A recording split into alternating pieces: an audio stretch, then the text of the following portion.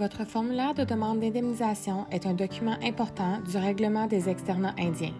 Nous reconnaissons que pour beaucoup, soumettre une demande d'indemnisation est une étape majeure de votre parcours de guérison. Nous reconnaissons aussi que vous pouvez avoir des questions au sujet du processus de demande. Nous espérons que cette vidéo aidera à répondre à certaines de ces questions pour les demandes d'indemnisation de niveau 1. Si vous avez des questions sur la manière de remplir votre formulaire, les avocats du groupe sont à votre disposition pour vous aider sans frais. Vous pouvez les contacter au 1-844-539-3815.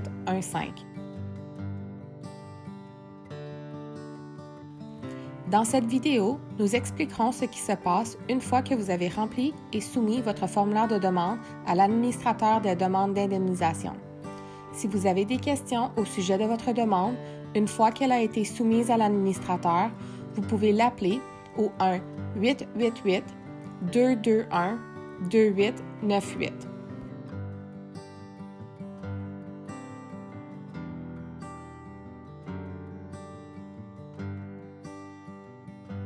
Le processus de demande d'indemnisation commence lorsque vous soumettez votre formulaire de demande dûment rempli, votre pièce d'identité et vos pièces justificatives à l'administrateur des demandes d'indemnisation avant la date limite. La date limite est le 13 juillet 2022. L'administrateur des demandes d'indemnisation créera un fichier numérique pour votre demande dans lequel tous vos documents seront regroupés. Cela permet à l'administrateur de s'assurer que votre demande est complète. Pour que le traitement de votre demande soit rapide et sans problème, veuillez prendre votre temps pour remplir votre formulaire de demande et, avant de l'envoyer, vérifiez qu'il soit complet. Si vous avez des doutes ou des questions, veuillez appeler l'avocat du groupe. Cette étape de réception qui consiste pour l'administrateur à recevoir et à saisir électroniquement votre formulaire de demande peut prendre jusqu'à 6 semaines à compter de la réception de votre formulaire de demande et des documents. Au bout de 6 semaines, vous pouvez appeler l'administrateur des demandes pour confirmer qu'il a bien reçu votre formulaire et les pièces justificatives. Il est important de savoir qu'à ce stade, l'administrateur des demandes d'indemnisation ne sera pas en mesure de vous dire si votre formulaire est complet ou si vous êtes admissible à une indemnisation. Pour le savoir, l'administrateur devra d'abord procéder à un examen et une évaluation approfondie. C'est la phase 2.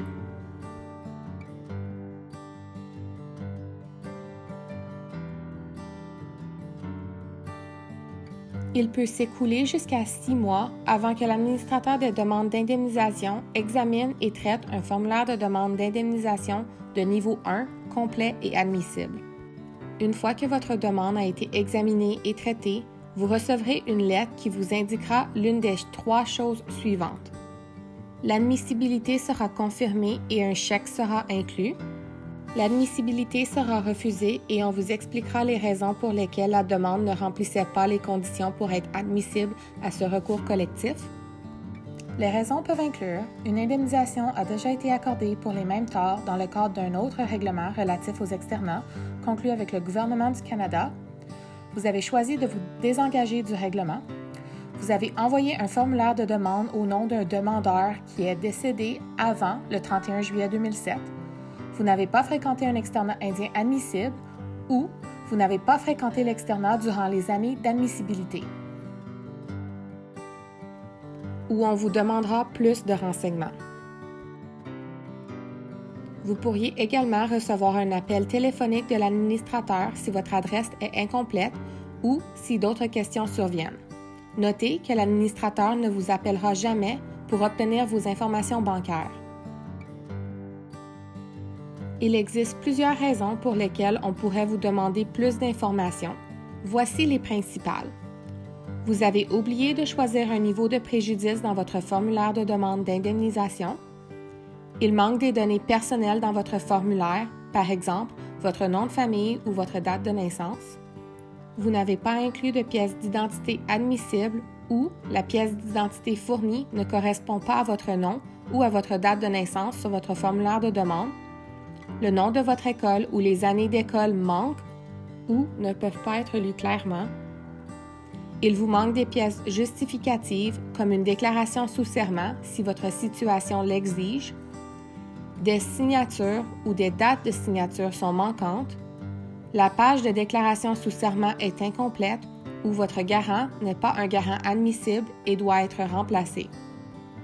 Une fois que l'administrateur des demandes reçoit les renseignements supplémentaires, le processus se poursuit.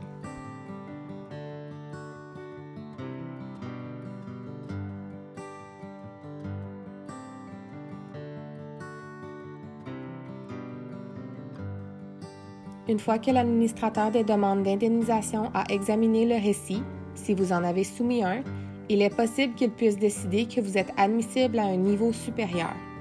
Dans ce cas, vous recevrez une lettre de l'administrateur vous donnant la possibilité soit de rester au niveau 1, soit de faire traiter votre formulaire de demande à un niveau supérieur. Si vous décidez que votre demande soit traitée à un niveau supérieur, elle sera alors soumise au processus de traitement des demandes de niveau 2 à 5, ce qui prendra un peu plus de temps. Il y a une autre vidéo que vous pouvez regarder pour en savoir plus sur ce processus. Si vous choisissez de rester au niveau 1, votre paiement sera traité et vous recevrez un chèque. Nous espérons que cela vous a aidé à comprendre le processus de demande d'indemnisation. Si vous avez envoyé votre formulaire de demande d'indemnisation de niveau 1, vérifiez votre courrier pour obtenir des mises à jour de l'administrateur des demandes d'indemnisation. Veuillez vous assurer que vous avez indiqué l'adresse ou la case postale exacte sur votre formulaire de demande afin que l'administrateur puisse vous rejoindre facilement. Veuillez également appeler l'administrateur pour l'informer si votre adresse a changé ou si elle était incomplète au moment où vous avez envoyé votre formulaire de demande d'indemnisation.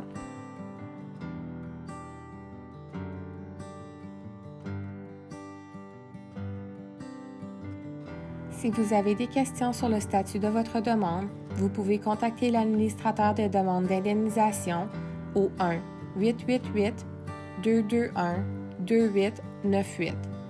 Pour obtenir des mises à jour sur le processus de demande d'indemnisation, vous pouvez visiter le site internet www.indiandayschoolsclaims.com.